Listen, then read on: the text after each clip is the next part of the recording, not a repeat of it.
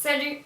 Aujourd'hui je te retrouve dans cette vidéo pour te partager ma recette de dentifrice fait maison, 100% naturel et super frais.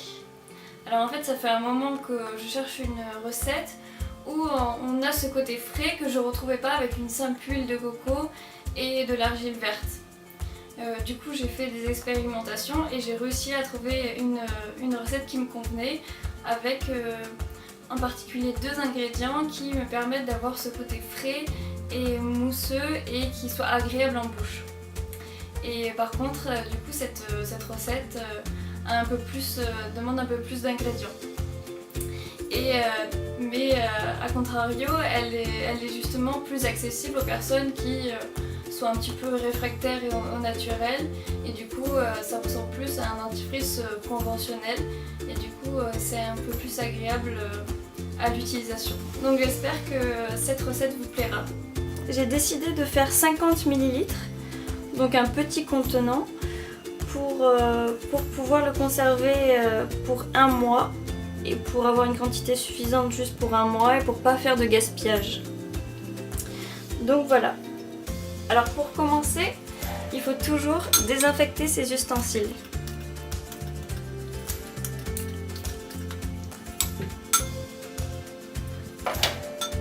On enlève le surplus d'alcool et voilà, c'est désinfecté.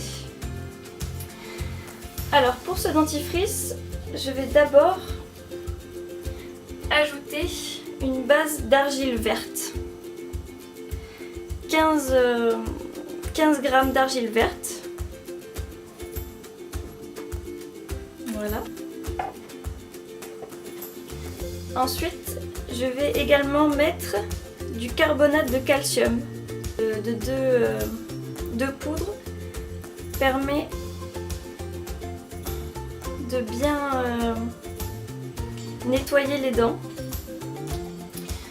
tout en douceur parce que c'est pas trop, vu que c'est très fin, c'est pas trop abrasif.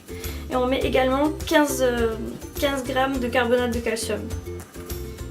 J'ajoute 5 g d'huile de coco. Alors là elle a durci mais vous verrez après quand ça fond ça devient liquide. Alors voilà 5 g. Ensuite j'ajoute un tensioactif. Ici c'est le tensioactif SCS. Alors c'est facultatif mais c'est plus pour une question d'utilisation, de confort d'utilisation. Parce que le tensioactif a un pouvoir moussant, donc c'est pour faire mousser le dentifrice. Mais si vous trouvez que c'est pas utile, vous n'êtes pas obligé d'en rajouter. Donc ici j'ajoute 2,5 g de tensioactif. Voilà. Ensuite on va ajouter du xylitol. Alors le xylitol c'est un sucre de bouleau. Et le sucre de bouleau en fait, vous allez me dire on va pas mettre du sucre dans un dentifrice, c'est ridicule.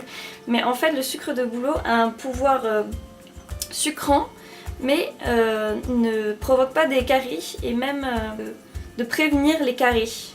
Et du coup il est très utile et du coup pour un confort d'utilisation du dentifrice c'est très agréable je trouve. Donc voilà, j'en rajoute du coup 15 g de xylitol. 15 g de xylitol.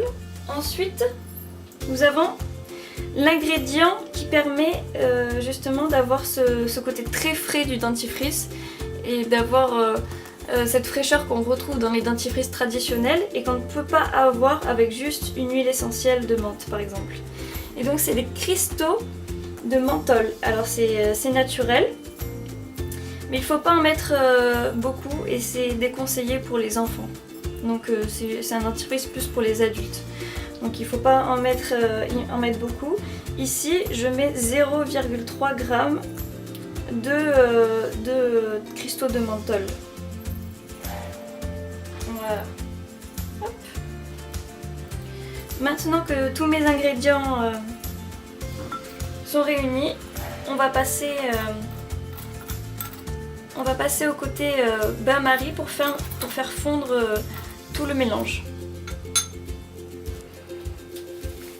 Alors j'ai mis la préparation au bain-marie, à peu près à feu à 5, à feu moyen. Donc la préparation va fondre petit à petit, mais il faut rajouter un petit peu d'eau car le tensioactif que nous avons mis dans la préparation se dissout uniquement dans l'eau et non dans l'huile. Donc les cristaux dessous se fondent dans l'huile, donc on a mis de l'huile de coco, donc ça va fondre. Mais par contre, le tensioactif, il faut rajouter un petit peu d'eau. Donc on va rajouter 3 cuillères à café d'eau à peu près. Hop. Voilà. Après, si vous, au bout d'un moment, si vous trouvez que c'est trop sec, vous pouvez en rajouter un petit peu plus suivant la texture que vous voulez obtenir. Moi, j'essaie d'avoir une texture qui ressemble à une pâte. Une pâte pour que ce soit le plus ressemblant et le plus facile à utiliser et pour pouvoir... quand je donne mes préparations ou que je les offre aux gens pour qu'ils puissent retrouver en fait un peu le même confort d'utilisation qu'ils ont avec des dentifrices classiques et du coup pouvoir les initier au naturel et au fait maison et leur montrer que même avec des produits naturels on peut arriver à un résultat assez ressemblant. Donc vous voyez, la préparation est en train de fondre petit à petit. On est en train d'obtenir une belle pâte homogène. Alors aussi, si vous êtes sensible, sachez que les cristaux de menthol, quand ça se dissout, il y a les vapeurs des cristaux de menthol qui s'échappent. Et au niveau respiratoire, si vous êtes un peu sensible et faites attention, si vous en avez mis plus que moi, mettez plutôt un masque pour pas être irrité au niveau respiratoire si vous êtes sensible. Là ça va, c'est pas comme j'en ai pas mis énormément, les vapeurs ne me dérangent pas. Mais si vous êtes sensible, vaut mieux mettre un masque. Alors voilà, on a obtenu une belle pâte bien homogène.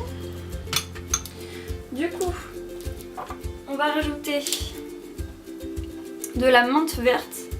Alors j'ai essayé avec la menthe poivrée et ça donne un côté très chewing-gum, très frais. Et je trouve qu'avec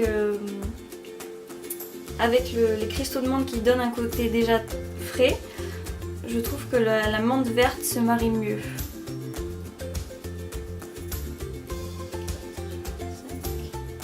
Alors, je mets 5 huiles essentielles de menthe verte. Hop là, on remue.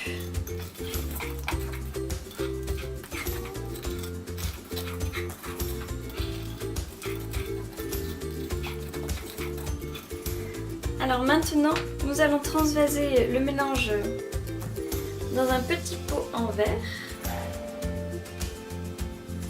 Toujours l'opération un peu délicate pour pas en foutre un peu partout.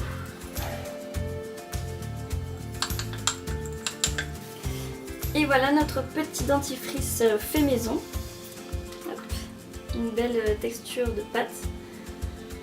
Alors pour l'utilisation, il suffit d'en prélever un petit peu et de la mettre sur votre brosse à dents.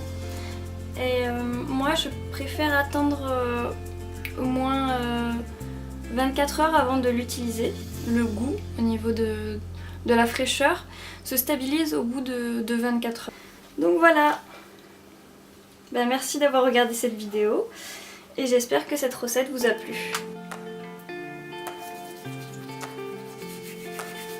Ça mange bien.